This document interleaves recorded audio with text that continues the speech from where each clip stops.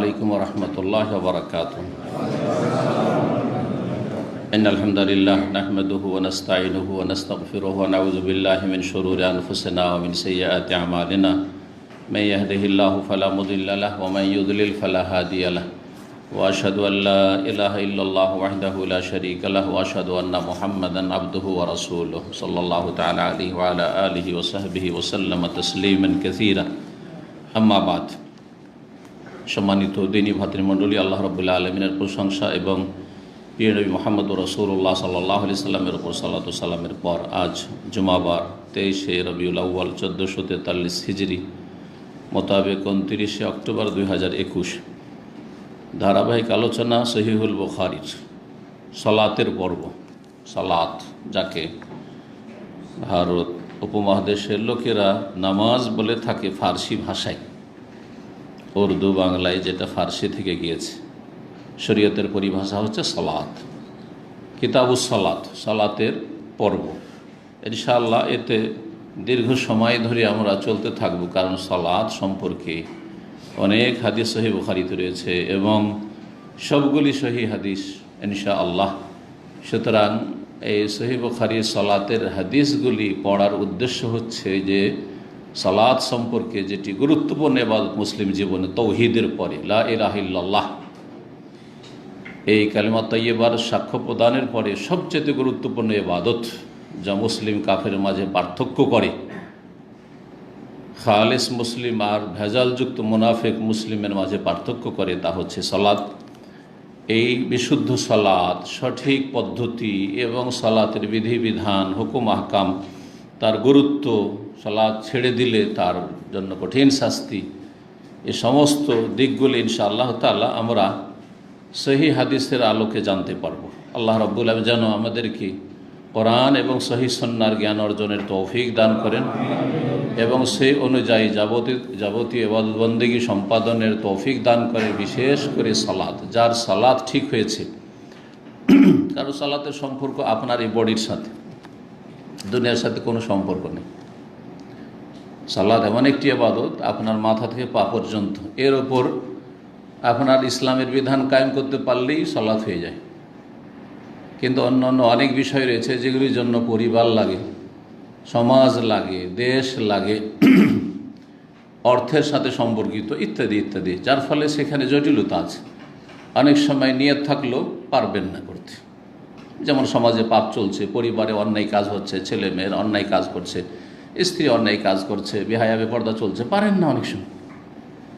কিন্তু সালাতের ক্ষেত্রে আপনি সহিহ শুদ্ধ সালাত শিখবেন, পড়বেন এবং সেই দিকে দাওয়াত দেবেন, কোনো বাধা আছে নাকি?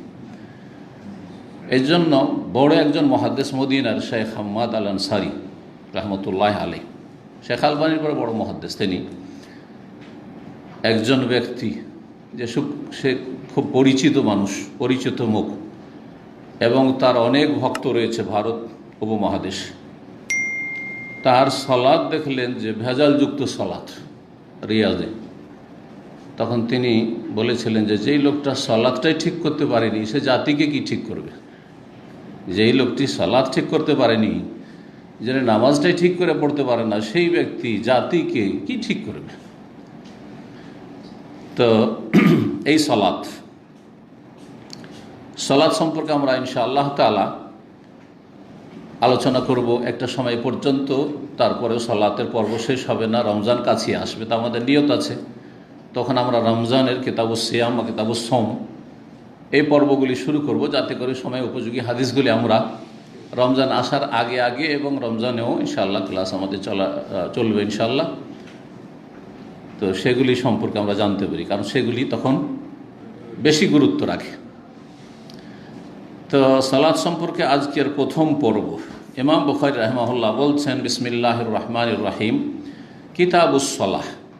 হাজা কিতাবুস সালাহ আসলে ছিল আরবি গ্রামারে হাজা মুবতাদা, যারা তারকিব আরবি গ্রামার বুঝেন, এটি হচ্ছে সালাতের পর্ব।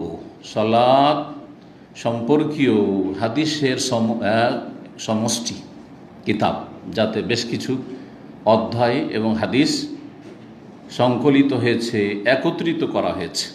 কিতাবের শাব্দিক অর্থ এর আগে আলোচনা করেছি, সুতরাং সেদিকে যাচ্ছি না।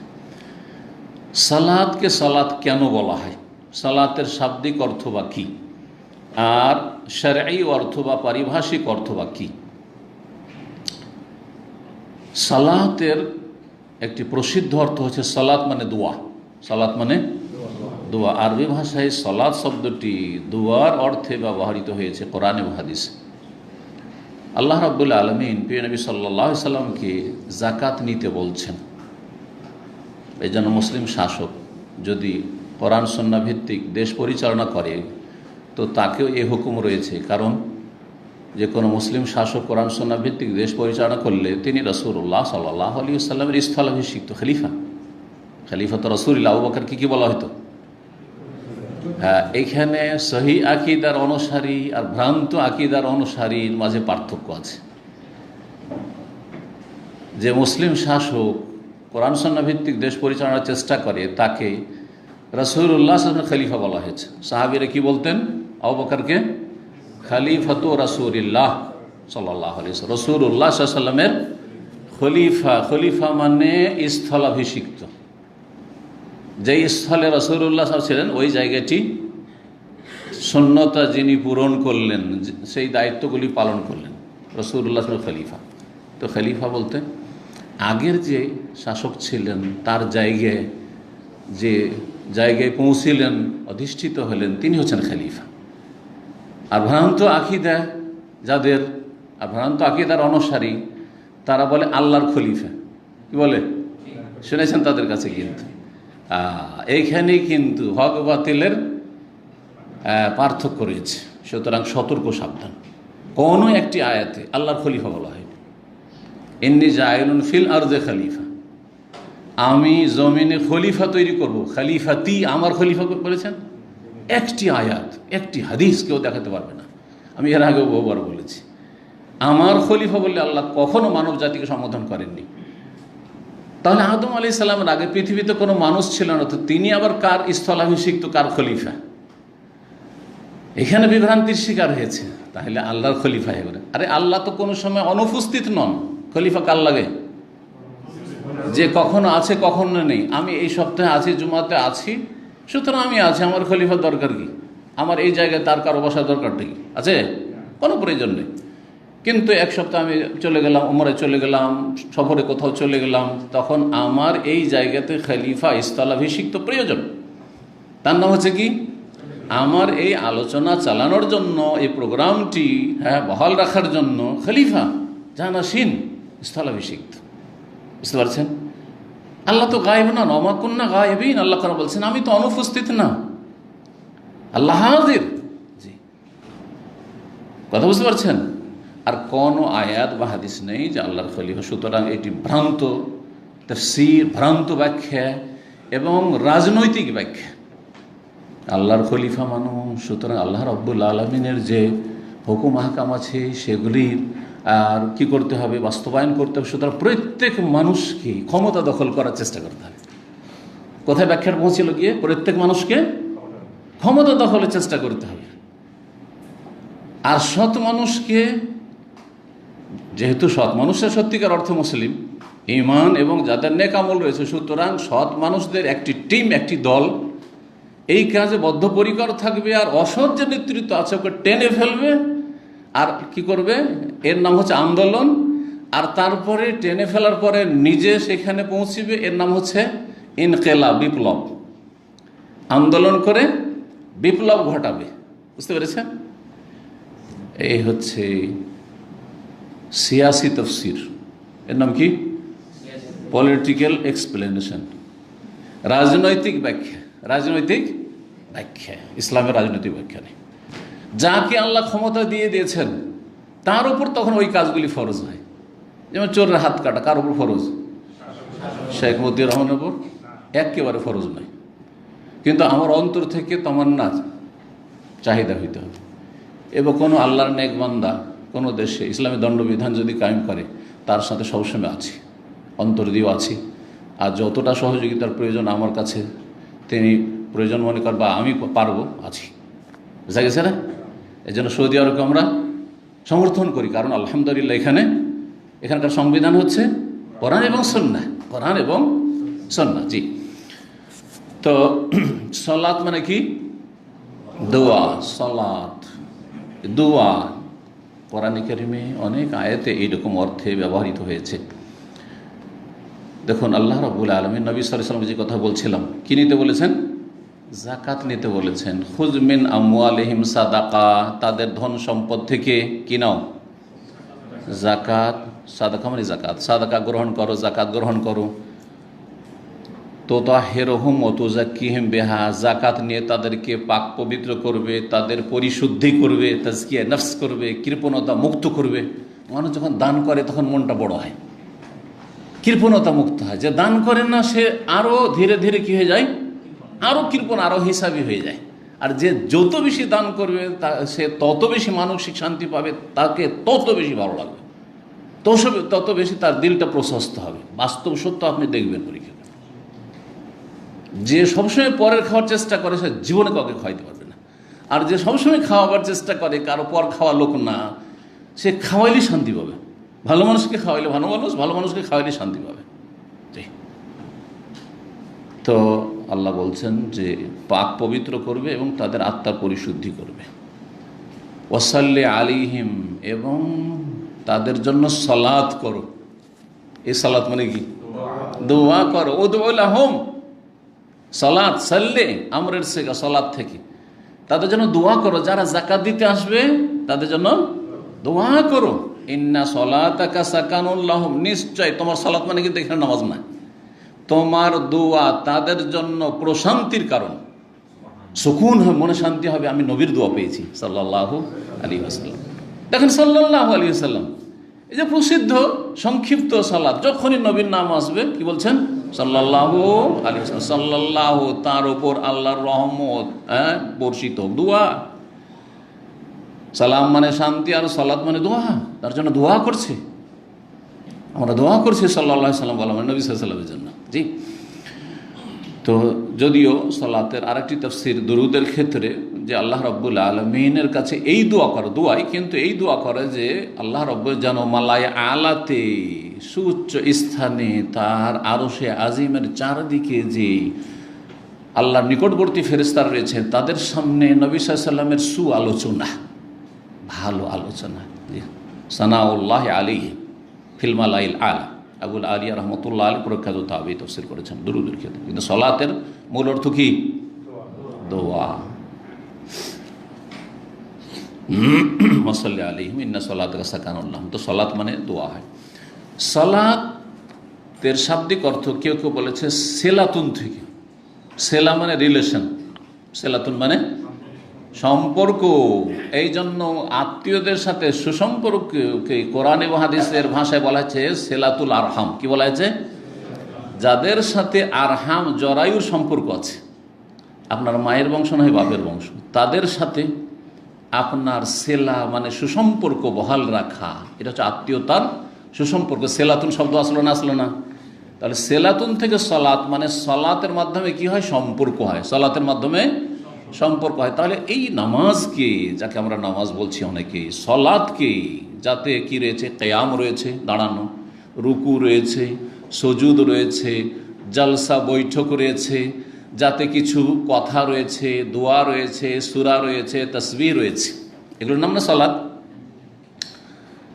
সালাম রয়েছে, তাকবীর রয়েছে। এই সালাতকে সলাত এই জন্য বলা হয় যে এই সালাতের আসল রূহ আত্মা, এবং এই সালাতের আসল যে বিষয়বস্তু সেটি হচ্ছে দোয়া। সালাত হচ্ছে আল্লাহর কাছে কি করা? দোয়া করা। এই জন্য সবচেয়ে উত্তম দোয়া হচ্ছে বান্দার সালাতের ভিতরে, নামাজের ভিতরে। আর বিশেষ করে তার ক্ষেত্র হচ্ছে দুইটি, সবগুলি দোয়া, কোনগুলি গুণবাচক দোয়া আর কোনগুলি যাচ্চাবাচক দোয়া, যাচ্চামূলক দোয়া।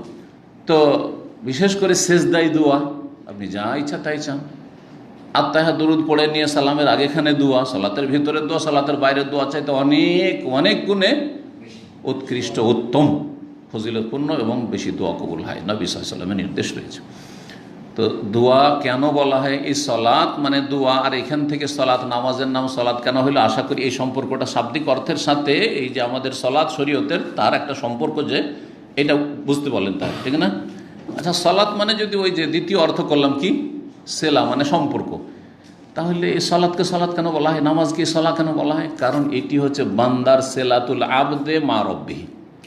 একজন বান্দা, আমি বান্দা, আমার আল্লাহর সাথে সম্পর্কের মুখ্য মাধ্যম। সলাৎ নেই, সম্পর্ক নেই। সলাৎ আছে, দৈনিক সম্পর্ক আছে, একবার না 5 বার করে আছে, এটা বাধ্যতামূলক। 17 রাকাতে, আর এক রাকাতে 2টা করে সিজদা করে, একটা করে রুকুতে ঝুঁকে আল্লাহর সাথে সম্পর্ক আছে। আর কত দোয়া এর মধ্যে, কত তাকবীর, কত তাসবিহ, কত কি এইসব ইবাদত বন্দেগীর মধ্যে আল্লাহর সাথে কি আছে? দিনে 5 বার করে সম্পর্ক আছে, তাহাজ্জুদ পড়লে 6 বার করে সম্পর্ক আছে, সালাতুদ দুহা পড়লে 7 বার করে সম্পর্ক আছে। আর একটা লোক জুমা পড়ে, সপ্তাহে একদিন সম্পর্ক। একটা লোক ঈদ পড়া মুসলিম, তাহলে বছরে 1 দিন 2 দিন সম্পর্ক। এই সম্পর্কের কোনো মূল্য নেই, কারণ যেটা কম্পালসারি সম্পর্ক সেটা নেই। আপনার ভাইয়ের বাড়িতে, বোনের বাড়িতে বিয়ের দিন হাজির হইলেন না আপনি। যেদিন কেউ মারা গেছে, আপনার ভাই বোনের ছেলে মেয়ে মারা গেছে, হ্যাঁ, বোনের স্বামী মারা গেছে, সেই দিন গেলেন না আপনি, সুখে দুঃখে গেলেন না, আর এমনি চলে গেলেন বেড়াতে, খুশি হবে নাকি? খুশি হবে? কখনো খুশি হবে না। আমার বিয়ে শাদিতে হাজির হলেন না, আমার দুঃখের সময় হাজির হলেন না, আর এখন বাড়িতে এসছে ফ্যামিলি নিয়ে, অসন্তুষ্ট আরও হবে। ঠিক ওই রকমই যারা মাঝে মধ্যে যায় আল্লাহর কাছে, প্রতিটি মুসলিম তো মাঝে মধ্যে যায়, হ্যাঁ, যারা মোনাফিক টাইপের মুসলিম ওরা তো মাঝে মধ্যে মসজিদে যায়, দুনিয়ার গরজে যায়, বোঝা গেছে? কোনো সম্পর্ক নেই আল্লাহর সাথে। তো আশা করি বুঝতে পেরেছেন। তাহলে যার সলাত আছে আল্লাহর সাথে সেলা আছে, রিলেশন সম্পর্ক। যার 5 ওয়াক্ত সলাত নেই, আল্লাহর সাথে সম্পর্ক নেই। ভালো করে শোনেন, যার সলাতে যত খুশু, একগ্রতা, হ্যাঁ, আছে, মন লাগিয়ে সালাত আদায় করছেন, তার তত বেশি সুসম্পর্ক আল্লাহর সাথে আছে। আর যার যত বেশি সুসম্পর্ক আল্লাহর সাথে আছে, সে মানসিক দিক থেকে তত বেশি শক্তিশালী, তত বেশি শক্তিশালী। এই শক্তি পয়সা দিয়ে কিনে পাওয়া যায় না। একজন ইমাম, প্রখ্যাত ইমাম বুখারী রহমাতুল্লাহর ওস্তাদ, এবং ইমাম বুখারী যেমন আমিরুল মুমিনিন, হাদিসের আমিরুল মুমিন বলা হয়েছে, তেমনি ইমাম আবদুল্লাহ বিন মুবারক, তাকে বলা হয়েছে আমিরুল মুমিনিন ফিল হাদিস। তিনি বলছেন, ইমাম আবদুল্লাহ বিন মুবারক, তখন আব্বাসী খলিফাদের জামানা, হারুন রশিদের যুগ। তখনকার খলিফা আজকালকার শাসকদের চাইতে অনেক অনেক ভালো ছিল, যদিও বিভিন্ন ভোগবিলাস বা বিভিন্ন খারাপ দিক তাদের মধ্যে চলে এসেছিল, কিন্তু অনেক ভালো ছিল। তারা ইসলামী বিধিবিধানের বাস্তবায়ন করতো, সর্বস্তরে দণ্ডবিধান কায়েম করতো, সবই করতো, কোরআন সুন্নাহ তাদের সংবিধান ছিল। তো তিনি বলেছেন, যদি জানতে পারতো, অনুধাবন করতে পারতো এই শাসকরা যে মানহানফি, যেই শান্তিতে আমরা জীবনযাপন করছি, আলেম ওলামারা, আল্লাহর নেকবান্দারা, আবেদ জাহেদরা, আখেরাত পরকাল মুখীরা, দুনিয়া বিমুখরা যেই শান্তিতে জীবনযাপন করছি, এটা যদি মুসলিম শাসকরা জানতে পারতো, নেতারা জানতে পারতো, লাজালাদুনা বিসয়ুফ, তাহলে তরবারে দিয়ে আমাদের কর্তন করতো, বাঁচতে দিত না। যে তোরা এত শান্তিতে, আর আমাদের টেনশনের শেষ নাই, আমাদের ভয়ভীতির শেষ নাই, অশান্তির শেষ নাই, তাই না? মানসিক রোগের শেষ নাই, আর তোদের কোনো মানসিক রোগ নেই, শুকনো রুটি খেয়েই শান্তি, ডাল ভাত খেয়েই শান্তি। সুবহানাল্লাহ, সুবহানাল্লাহ। ঈদ চলে যাচ্ছে, একজন নেক মানুষ নিজের জন্য নতুন কিছু কিনতে পারে না, ছেলে মেয়ের জন্য কিছু কিনতে পারে, তারপরও শান্তি কোত্থেকে আসে? এমনিতে আসে। আর দুনিয়াদার, বাড়িতে টিভি নেই, অশান্তি, ছেলে স্মার্টফোন পায় না, ছেলে, এখানকার দামামের ঘটনা, তার নিজের বাবা আমাকে বলছে যে ছেলে নিজে খুব দুঃখ করে বলছে যে নতুন যে কি বলছে, যেটাকে নতুন যেটা নতুন মডেল যেটা এসছে আর কি, সেটা নেবেও সে যেহেতু শুরু করেছে, অথচ তার সুন্দর একটা মোবাইল আছে, আইফোন সম্ভবত নেবে। এখানে পরিবার নিয়ে বাস করে, বলছে যে আমরা দিব দিচ্ছি, কাজ চলছে। তখন সে ঘর তালা বন্ধ করে 1-2 দিন বেরিয়ে হয়নি, না খেয়েও অনশন ধর্ম কাট শুরু করেছে বাড়ির মধ্যে। কত অশান্তি, কত অশান্তি। কিন্তু একজন নেক মানুষ এই মোবাইল কিনতেই পারে না, তারপর অশান্তিতে আছে আলহামদুলিল্লাহ, তারপর কত শান্তিতে আছে সব দিক থেকে আলহামদুলিল্লাহ। তো যে কথাটি বলছিলাম, যার যত বেশি আল্লাহর সাথে সুসম্পর্ক থাকবে, সে তত বেশি শান্তি থাকবে। মুসিবত মুসিবত না, কারণ কয়দিনের মুসিবত, দুনিয়ার নামই তো মুসিবত, সুখ আর দুঃখ মিলিত দুনিয়া। সামনে আমার আখিরাত উজ্জ্বল, আমার কোনো চিন্তা নেই। ফালা খাউফুন আলাইহিম ওয়া লা হুম ইয়াহজানুন, না কোনো চিন্তা না কোনো ভয় আছে আমার, ঠিক না? কারণ আল্লাহর সাথে আমার সম্পর্ক ঠিক আছে। আল্লাহ যেন বোঝার তৌফিক দান করেন। তাহলে শাব্দিক অর্থ হয়ে গেল সালাতের। পারিভাষিক অর্থ কি?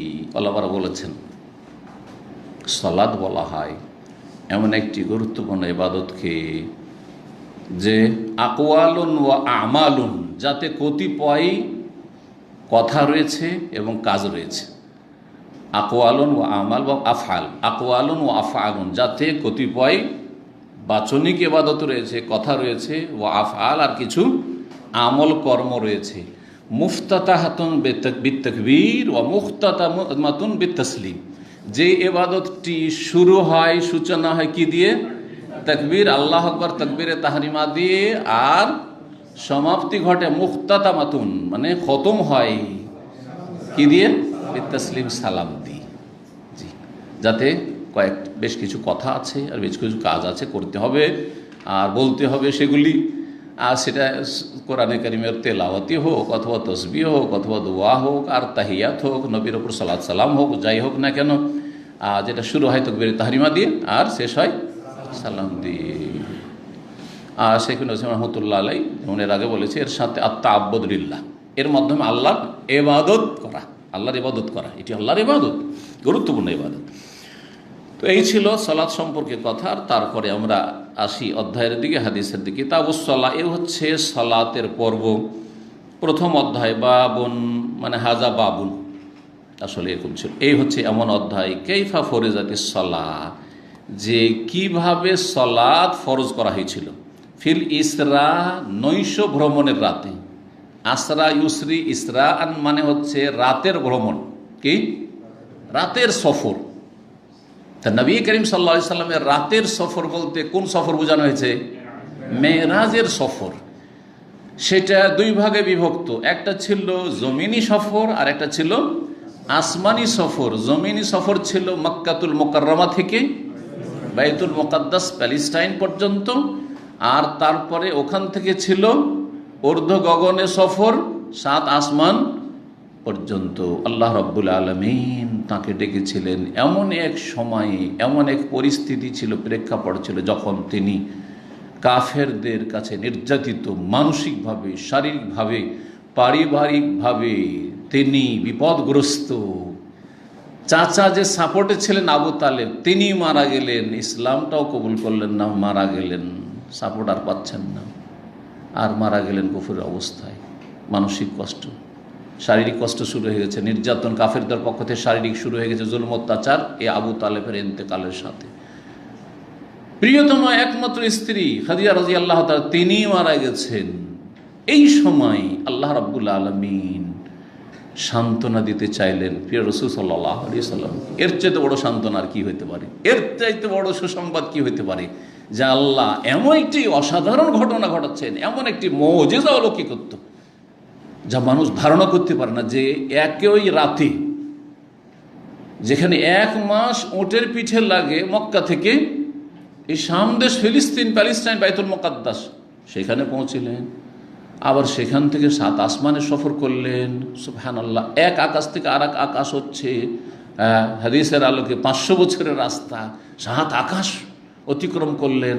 সেখানে গিয়ে আল্লাহর সাথে কথা বললেন এবং আল্লাহ রাব্বুল আলামিন 5 ওয়াক্ত সালাত ফরজ করলেন, তা নিয়ে ফিরছেন। আবার তারপর মুসা আলাইহিস সালাম ফিরিয়ে দিচ্ছেন বারবার করে, 9 বার করে, শুনে রাখেন, 9 বার করে ফিরে যাচ্ছেন, 9 বার করে আল্লাহর কাছে যাচ্ছেন। আর 5 লং 45 কমলো, 50-এর ভিতরে 5 থাকলো, তো 9 বার যেতে হয় কিনা? 5 করে কমেছে। যে হাদিসে 10-10-এর কথা রয়েছে, বর্ণনাকারী সংক্ষেপ করে দিয়েছেন, শর্ট করে দিয়েছেন। অনেক সময় শর্ট কথা বলি না আমরা। তারপরে ফিরে আসলেন, ফিরে রাতের ভিতরে চলে এসেছেন, আবার বিছানায় পৌঁছে গেছেন। মক্কার লোকদের কোনো খবরই নেই, সকালবেলা ঘটনা শোনাচ্ছেন। কত বড় অসাধারণ ঘটনা! এই যে রাসূলুল্লাহ সাল্লাল্লাহু আলাইহি ওয়াসাল্লাম মেরাজ হয়েছিল, একে মেরাজ বলে অনারবরা, আমাদের ভারত, বাংলাদেশ, পাকিস্তানের লোকেরা, উর্দু ভাষী, বাংলা ভাষীরা কি বলে জানে? মেরাজ। এছাড়া কেউ বুঝে না। ইল্লা কিছু আলেম ওলামার, যারা আলেম ওলামাদের সংসর্গে থাকে, যারা স্পেশালি লেখাপড়া করে, সিরাত সম্পর্কে ভালো জ্ঞান আছে, তারা নৈশ ভ্রমণ বা ইসরা বুঝে, কিন্তু ইসরা শব্দটি বুঝে না। অথচ কোরআনে কারিমে ইসরার কথা আছে। কোরআনে কারিম কি আছে?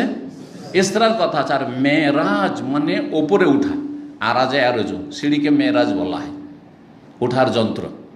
এই যারা লিফট আছে, সিঁড়ি আছে, এগুলো মেরাজ। মিস আদ, এখন মিস আদ বলছে, সাদা ইয়াস আদ মানে হচ্ছে ওপরে উঠা। এখান থেকে লিফটকে মিস আদ বলা হচ্ছে। মেরাজও যদি কেউ বলে তো ভুল না। আরাজে আরজ মানে ঊর্ধ্ব আকাশে, ঊর্ধ্ব গগনে উঠা, ওপর দিকে উঠা। তো ওপর দিকে যে সফর করে সেটার নাম হচ্ছে মেরাজ, বাইতুল মুকাদ্দাস থেকে 7 আকাশ পর্যন্ত। আর জমিনি সফরের নাম হচ্ছে কি? ইসরা। কোরআনে স্পষ্টভাবে ইসরার কথা এসেছে, মেরাজের কথা স্পষ্টভাবে কোরআনে কারিমে আসেনি, অস্পষ্ট এসেছে সূরা নজমে। তাহলে ইসরার কথা সূরায়ে বনি ইসরাইল, সূরাতুল ইসরা শুরুতে রয়েছে। আল্লাহ রাব্বুল ইরশাদ করেছেন, বিসমিল্লাহির রহমানির রহিম, সুবহানাল্লাযী আসরা বিআবদিহি লাইলাম মিনাল মাসজিদিল হারাম ইলাল মাসজিদিল আকসাল্লাযী বারাকনা হাওলাহু লিনুরিয়াহু মিন আয়াতিনা ইন্নাহু হুয়াস সামিউল বাসীর। এই যে সুবহানাল্লাযী আসরা বিআবদিহি, পাক পবিত্র সেই সত্তা, তাসবিহ পাঠ করছি সেই সত্তার, সেই জাতে পাকের। আল্লাযী আসরা বিআবদিহি, যিনি রাতের ভ্রমণ করিয়েছিলেন, রাতারাতি সফর করিয়েছিলেন তার বান্দাকে, স্পেশাল বান্দাকে এখানে বান্দা বলা হয়। তিনি কে? মুহাম্মদ রাসূলুল্লাহ সাল্লাল্লাহু আলাইহি সাল্লাম। এখানে বুঝিয়ে দেওয়া হয়েছে যে নবী 7 আকাশে যেতে পারলেও তোমাকে সন্তান দিতে পারে না। নিজের সন্তান, ছেলে সন্তানকে বাঁচিয়ে রাখতে পারেনি, ঠিক না? নিজের স্ত্রীটাকে বাঁচাইতে পারেনি। 3 মেয়ে জীবদ্দশে মারা গেছে, তাদেরকে বাঁচিয়ে রাখতে পারেন। নবীর হাতে কিছু নেই এইরকম মনে করি না যে নবীর কাছে যা চাইব তাই পেয়ে যাব। তার ইন্তেকালের পরে জীবদ্দশাতে যা ইচ্ছা তাই চাইব, নবী দিয়ে দেবেন। হ্যাঁ, দোয়া ঠিক আছে, জীবদ্দশায় যখন বেঁচে আছেন দোয়া চাইতে পারে। সাহাবীরা দোয়া চেয়েছেন, কিন্তু সাহাবীরা কেউ চাইছেন ইয়া রাসূলুল্লাহ আমাকে জান্নাত দিয়ে দেন, আমাকে জাহান্নাম থেকে বাঁচিয়ে দেন। বলেছেন আমার জন্য দোয়া করেন, বিনা হিসেবে যাতে জান্নাত হবে, বলেছেন না? দোয়া চেয়েছেন। কিন্তু ইন্তেকালের পরে কেউ যদি নবী সাল্লাল্লাহু আলাইহি ওয়াসাল্লামের কবরের কাছে গিয়ে বলে ইয়া রাসূলুল্লাহ আমার জন্য একটু দোয়া করেন, হ্যাঁ, কোনো পুরুষ যদি দোয়া করে আপনার জন্য অবিবাহিত আছে, ইয়া রাসূলুল্লাহ হ্যাঁ আমার জন্য একটা ভালো মেয়ের ব্যবস্থা করে দেন, হ্যাঁ একটা সত্যি মেয়ের আমার খোঁজ সন্ধান দেন, চলবে না শিরক? এটা এই আয়াতে শেখানো হয়েছে। তার বান্দা, কার গোলাম? বান্দা মানে গোলাম, আল্লাহর গোলাম। তো আল্লাহর গোলামের কাছে চাইবেন না মালিকের কাছে চাইবেন? মালিকের কাছে চাও। আল্লাহর গোলাম হওয়া সত্ত্বেও তাকে রাতারাতি ভ্রমণ করিয়েছেন, লাইলান রাতারাতি, মিনাল মসজিদিল হারাম, মসজিদে হারাম থেকে, এলাল মসজিদুল আকসা, মসজিদে আকসা বাইতুল মুকাদ্দাস পর্যন্ত। আল্লাযী বারাকনা হলো চারপাশেও বরকত রয়েছে, যার চারপাশে বরকত রয়েছে। যেমন মক্কা মদিনায় বরকত রয়েছে, তেমনি বাইতুল মুকাদ্দাসেও বরকত রয়েছে, কোরআনে কারীম দ্বারা প্রমাণিত। এই জন্য 3টি হচ্ছে পবিত্র মসজিদ, যেখানে সওয়াবের নিয়তে, নেকির উদ্দেশ্যে সফর করতে পারবেন। চতুর্থ পৃথিবীর কোনো জায়গায় নেই যেখানে নেকির আশায় সফর করবেন। যাই বাইতুল মুকাররমে আমি সওয়াবের নিয়তে জুমা পড়ে আসি না, আমি যাবো, অনেকের সাথে দেখা সাক্ষাৎ হবে, অথবা আমার মনের শখ আছে যে একবার যাবো অমুক জায়গায় নামাজটা পড়ে আসি, সেটা আলাদা কথা। কথা বোঝা গেছে না? নেকির আশায় যাই, রিয়াজের যে বড় জামে মসজিদ আছে দিরাতে, ওখানে নামাজ পড়ে আসি, নেকির আশায় গেলে বেদাত। যাই আমি দামামে শুনেছি যে কিং ফাহাদ মসজিদ খুব বড় মসজিদ আছে, যাই ওখানে গিয়ে নামাজ পড়ে আসি, জোবেল থেকে কেউ আসছে বা আলাসা বা দূর থেকে কেউ আসছে, কাছে থেকে কেউ আসছে, অথচ তার আশপাশে মসজিদ আছে। যদি নেকির আশায় তাহলে বেদাত। আর যদি বলে যাই সেখানে আমার দিনী ভাইদের সাথে দেখাও হবে, বাংলা ভাষাভাষী, আর তারপরে ওখানে মনের একটা চাহিদা যে যাবো, শুনেছি সিকম মার্কেট, তো যাই ওখানে একদিন নামাজটা পড়ে, সেটা আলাদা কথা, আপনার সেটা ভিন্ন কথা। তো যাই হোক, কথা লম্বা হয়ে যাচ্ছে। কি বলছিলাম? ইসরার কথা কোথায় আছে? সূরা ইসরা। ইসরার নামে হচ্ছে সূরাতুল ইসরা। আর একটি নাম ইসরার নাম হচ্ছে সূরা বনি ইসরাইল, কারণ তারপরে আয়াতগুলিতে বনি ইসরাইলদের কথা বর্ণনা করা হয়েছে। ওয়া আতাইনা মুসাল কিতাব ওয়া জাআলনাহু হুদাল লিবনি ইসরাইল। আর মেরাজ, মেরাজের কথা স্পষ্ট এসেছে সূরা নজমে, সূরা নজমে। সুম্মা দানা ফাতাদাল্লা ফাকানা কাবা কাউসাইনি আও আদনা ফাওহা ইলা আবদিহি মা আওহা মা কাযাবাল ফুয়াদু মা রাআ ফাতুমারুনাহু আলা মা ইয়ারা ওয়া লাকাদ রাআহু নাজরাতাল উখরা ইনদা সিদরাতিল মুনতাহা। এই তাকে দেখেছেন, তাকে দেখেছেন নাজলাতুল উখরা আরেকবার সিদরাতুল মুনতাহার কাছে। কেউ এই আয়াতের তাফসীর ভুল বুঝেছেন, আল্লাহকে দেখেছেন না। নবী সাল্লাল্লাহু আলাইহি ওয়াসাল্লাম আল্লাহকে এই পৃথিবীর চক্ষু দিয়ে দেখেন নাই, অন্তর দিয়ে দেখেছেন। রাআহু বিফুয়াদিহি, সেই হাদিস দ্বারা প্রমাণিত। মা আয়েশা সিদ্দিকা রাদিয়াল্লাহু তাআলা আনহা নবী সাল্লাল্লাহু আলাইহি ওয়াসাল্লাম সম্পর্কে সবচেয়ে বেশি জানতেন, কারণ সবচেয়ে প্রিয়তমা স্ত্রী। তিনি বলছেন সহিহ মুসলিমের হাদিস, মান হাদ্দাসাকুম, তোমাদেরকে কেউ যদি বয়ান করে বলে যে আন্না রাসূলুল্লাহ সাল্লাল্লাহু আলাইহি ওয়াসাল্লাম রাআ রাব্বাহু ফাকাদ আযামাল ফিরিয়াতা, যে রাসূলুল্লাহ সাল্লাল্লাহু আলাইহি ওয়াসাল্লাম আমার স্বামী আমার রাসূল তার রবকে স্বচক্ষে দেখেছেন, তাহলে সেই ব্যক্তি চরম মিথ্যারোপ করলো। আযামাল ফিরিয়া, চরম মিথ্যাচার করলো, মিথ্যা কথা। তাহলে আল্লাহকে দেখেননি, তবে আল্লাহর সাথে কথা বলেছে। কথা বলার জন্য দেখা জরুরি নাকি? আমাদের মতো সাধারণ মানুষের সাথে হাজার হাজার লোক প্রতিদিন কিছু না কিছু লোক তো কথা বলছে, দূর দূর থেকে এমন এমন লোকেরা কথা বলছে যাদের সাথে জীবন হয়তো দেখা সাক্ষাৎ হবে না। কথা বলে না, বলছে কথা বলি, কিন্তু দেখেছি, ভিডিও কলে দেখেছি, হইতে পারে, কিন্তু সরাসরি তো ওই রকমই আল্লাহ রাব্বুল আলামিনকে রাসূলুল্লাহ স্বচক্ষে দেখেননি, তবে কথা বলেছেন। মূসা আলাইহিস সালাম যেমন কথা বলেছেন, এই বৈশিষ্ট্য আল্লাহ মূসাকে দিয়েছেন, তো আমাদের রাসূলুল্লাহ সাল্লাল্লাহু আলাইহি ওয়াসাল্লামকে যত নবীদের বৈশিষ্ট্যগুলি সবগুলি দিয়েছেন। এটা মনে রাখবেন, কেউ কথা মনে করবেন না যে এমন কোন নবী আছে যাকে এমন কিছু আল্লাহ বৈশিষ্ট্য দিয়েছেন যেগুলি আমার নবীর মধ্যে ছিল না। নবী করিম সাল্লাল্লাহু আলাইহি ওয়াসাল্লামের মধ্যেই সমস্ত নবীদের যেই দিকগুলি ছিল ফজিলতের, সবগুলি বিদ্যমান ছিল। এই জন্য সবচেয়ে শ্রেষ্ঠ রসুল মুহাম্মদ রাসূলুল্লাহ এবং সর্বশেষ রসুল। সুতরাং আহলে সুন্নাত ওয়াল জামাত এই বিশ্বাস করে যে রাসূলুল্লাহ সাল্লাল্লাহু আলাইহি ওয়াসাল্লামের যে নৈশ ভ্রমণ হয়েছিল, মেরাজ হয়েছিল, জমিনি সফর আর আসমানি সফর, সেটা সশরীরে বেজাসাদিহি ওয়া রূহি, দেহ এবং আত্মা সহ। শুধু আত্মার নয়, আত্মা সফর করেছে এমনটা নয়, আত্মা এবং দেহ, যেই দেহ মানুষের থাকে সেই নবী সাল্লাল্লাহু আলাইহি ওয়াসাল্লামের দেহ মোবারক সফর করেছে সাত আসমানের। এর ভিন্ন যে মত পোষণ করেছে সেটি ভ্রান্ত মত। এবং যদি কোনো এমন ব্যক্তি যার ইসলামের খেদমতও আছে কিন্তু তিনি এইরকম মত যদি পোষণ করে থাকেন, বিভ্রান্তি শিকার হয়েছেন বা তার পদস্খলন ঘটেছে, সেটি বর্জনীয়। অবশ্য সেটি বর্জনীয়, নাম বলার অনেক সময় প্রয়োজন করে না, কিন্তু এটা জেনে রাখতে হবে যে আপনাকে বিশ্বাস করতে হবে যে রাসূলুল্লাহ সাল্লাল্লাহু আলাইহি ওয়াসাল্লামের এই মেরাজের সফর হয়েছে সশরীরে এবং আত্মা সহ, আত্মাও এবং শরীরও দুটি। সহি সহি বহু হাদিস দ্বারা প্রমাণিত স্পষ্ট ভাষায়, অস্পষ্ট তো মেরাজ রয়েছে, আকাশের সফর রয়েছে কোরআন কারীমে সূরা নাজমে, আর স্পষ্টভাবে হাদিস রয়েছে যে রাসূলুল্লাহ সাল্লাল্লাহু আলাইহি ওয়াসাল্লাম সাত আসমানে সফর করেছেন এবং প্রতিটি আসমানে গিয়েছেন, দরজা খুলতে বলেছেন, জিবরাইল আলাইহিস সালাম দরজা খোলা হয়েছে, আবার গিয়েছেন, আবার প্রতি আসমানে এক এক নবীর সাথে দেখা হয়েছে, তারপর এইভাবে সাত আসমানের ওপরে গিয়েছেন, আবার ফিরে এসেছেন। ঠিক আছে না? সেই সমস্ত হাদিসগুলি মুতাওয়াতির সহি। সুতরাং এগুলিকে অস্বীকার যে করবে অথবা সেগুলির অপব্যাখ্যা করবে যে না না সেটা সশরীরে ছিল না, শুধু রুহের সফর, রুহের জগতে সফর ছিল, আত্মার জগতে সফর ছিল, সেটি মিথ্যা কথা। কারণ স্বপ্ন যোগে একজন সাধারণ মানুষ বলতে পারে যে আমি আজকে রাত্রে স্বপ্ন দেখেছি, সাত আকাশের উপরে চলে গেছি, হতে পারে না, পারে না, এমন কোনো ফজিলতের বিষয় নাই। আর মেরাজ বিশাল একটি ফজিলতের বিষয় আর আশ্চর্যজনক বিষয়। এই জন্য আল্লাহ কোরআনে কারীমে এই ঘটনার বর্ণনা শুরু করেছেন সুবহান দিয়ে। সুবহানাল্লাহ, কখন সুবহানাল্লাহ বলে মানুষ? আশ্চর্য বিষয় বয়ান করতে গিয়ে সুবহানাল্লাহ বলে।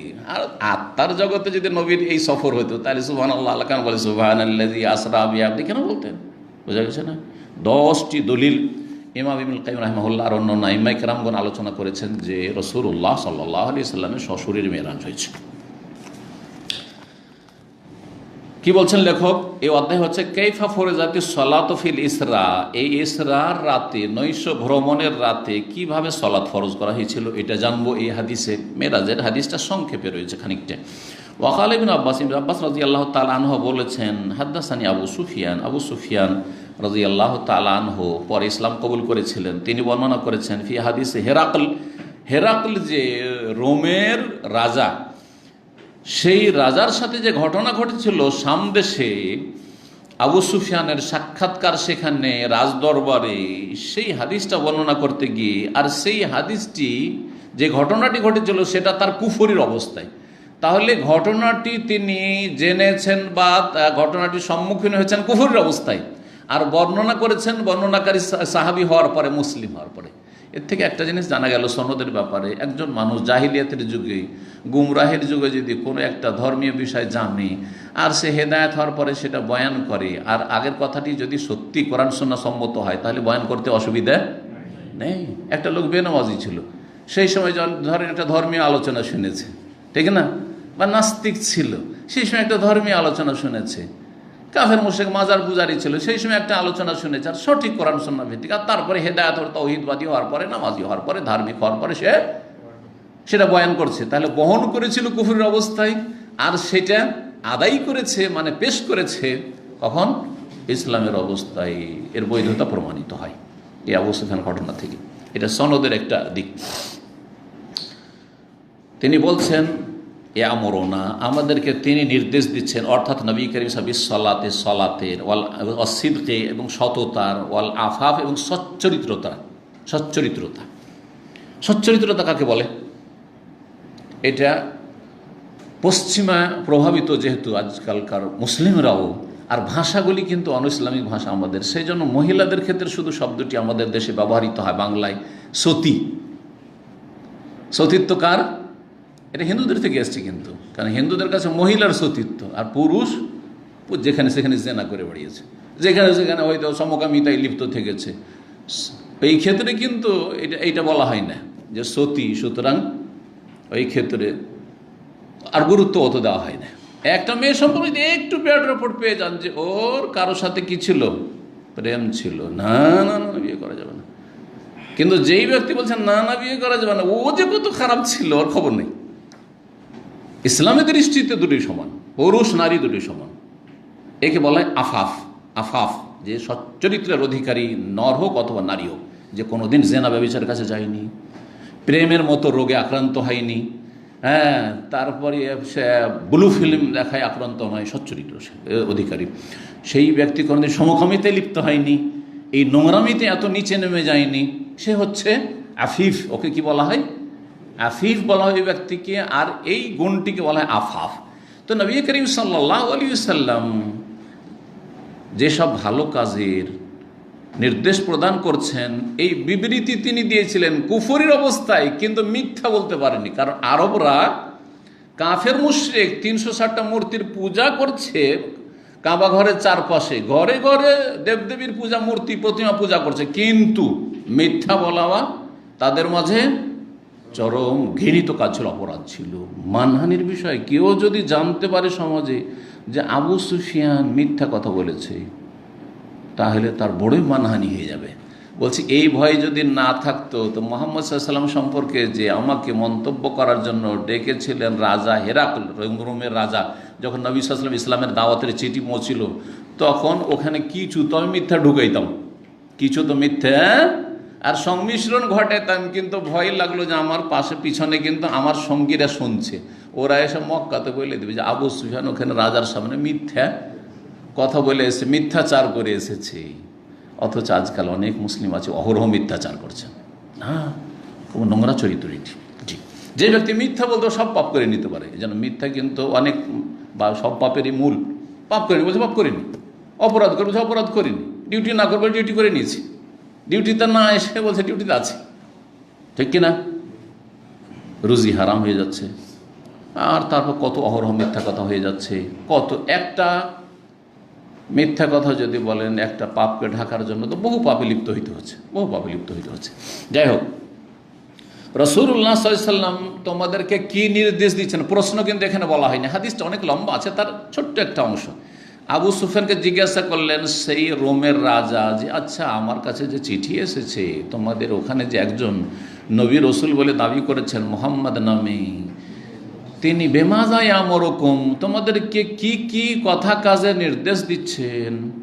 তখন তিনি বলেছেন ইয়ামুরুনা বিসসালাতি ওয়াসসিদকি ওয়াল আফাফি, আমাদেরকে সালাত পড়তে বলছেন, ওয়াসসিদকি সত্য কথা বলতে বলছেন, সত্য আচরণ করতে বলছেন, ওয়াল আফাফে সচ্চরিত্রের নির্দেশ যেন আমরা জেনা ব্যভিচার অশ্লীলতার কাছে না যাই, ওয়ালা তাকরাবুল ফাওয়াহিশা মা যাহারা মিনহা মা বাতান, প্রকাশ্যে হোক আর গোপনে হোক কখনো অশ্লীল কথা কাজের ধারে কাছে যাবে না। এ হচ্ছে কোরআন হাদিসের নির্দেশ, এর কোরআনের আয়াত। এই বলে তিনি প্রশংসা করেছিলেন। আল্লাহ পরে হেদায়েত নসিব করেছিলেন অনেক পরে। জি, 349 নম্বর হাদিস। হাদিসের বর্ণনাকারী সাহাবী হচ্ছেন প্রখ্যাত সাহাবী আনাস বিন মালিক রাদিয়াল্লাহু তাআলা আনহু। তিনি বলছেন, কানা আবু যাররিন ইউহাদ্দিসু। আবু যার রাদিয়াল্লাহু তাআলা আনহু বিখ্যাত সাহাবী, তিনি হাদিস বর্ণনা করেছেন বা করছেন, আন্না রাসূলুল্লাহ রাসূলুল্লাহ বলেছেন। তাহলে একজন সাহাবী আর একজন সাহাবী থেকে হাদিস বর্ণনা করছেন। বেশ কিছু হাদিস এমন আছে যে এক সাহাবী আর এক হাদিস থেকে আর এক সাহাবী থেকে হাদিস বর্ণনা করছেন। জি, কি হাদিস ছিল যে রাসূলুল্লাহ সাল্লাল্লাহু আলাইহি ওয়াসাল্লাম বলেছেন কি, ফরেজা আল আন সাকফে বাইতি, আমার ঘরের ছাদ বিদীর্ণ করা হলো। ফারাজা বা ফাররাজা মানে ফাটিয়ে দেওয়া, খুলে দেওয়া, উন্মুক্ত করা, উন্মুক্ত করা। এই জন্য লজ্জা স্থানকে ফার্জ বলা হয়। লজ্জা স্থান কি বলা হয়? ফরজ বলা হয়। নর নারী দুই ক্ষেত্রে বলা হয়, আর বিশেষ করে নারীদের ক্ষেত্রে বলা হয়। কারণ নর হোক আর নারী হোক, লজ্জা স্থানে ছিদ্র আছে না নেই? অবশ্যই আছে। তো এই জন্য কি বলা হয়? লজ্জা স্থানকে ফরজ বলা হয়।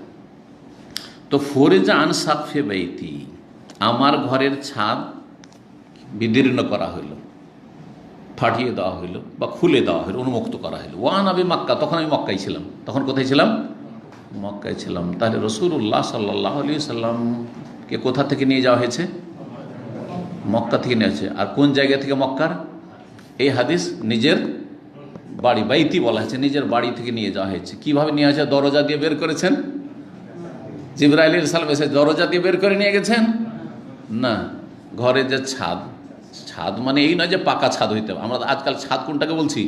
পাকা হইলে ছাদ না, ছাউনি। খেজুর পাতার যদি ছাউনি থাকে, ইজখের ঘাসের ছাউনি হয়তো মক্কাতে। এই জন্য হাদিসে এসেছে, ইয়া রাসূলুল্লাহ, আপনি যে মারা মক্কার ঘাস টাস কাটা যাবে না, তো ইজখেরটার অনুমতি দেন, কারণ ওইটা দিয়ে আমরা কি করি? ছাউনির কাজ করি, খড়ের ঘর। জি, তো ছাদ খুলে দেওয়া হইলো, মানে ওই ছাউনি খুলে দেওয়া হইলো, নিয়ে যাওয়া হলো। তাহলে এই হাদিস প্রমাণ করে যে নবী সাল্লাল্লাহু আলাইহি সাল্লামের 900 ভ্রমণ মেরাজ শুরু হয়েছিল নিজ বাড়ি থেকে। কিন্তু পরস্পর বিরোধী হাদিস রয়েছে, ওগুলো জেনে নেওয়া ভালো। এখানে কিন্তু আসেনি, কিন্তু অন্য হাদিস পড়বেন। একটা হাদিস আসবে যে ওয়ানাফি বাইতে উম্মে হানি, আমি উম্মে হানির বাড়িতে ছিলাম। উম্মে হানির বাড়িতে ছিলাম, এখানে আছে আমার বাড়িতে, আর ওখানে আছে উম্মে হানি। উম্মে হানি কে ছিলেন? না, আলী রাদিয়াল্লাহু তাআলার বোন, তার মানে নবী সাল্লাল্লাহু আলাইহি সাল্লামের চাচাতো বোন। বয়সিকা ছিলেন, কোলে করে মানুষ করেছেন, বড় ছিলেন এর থেকে নবী সাল্লাল্লাহু আলাইহি সাল্লাম।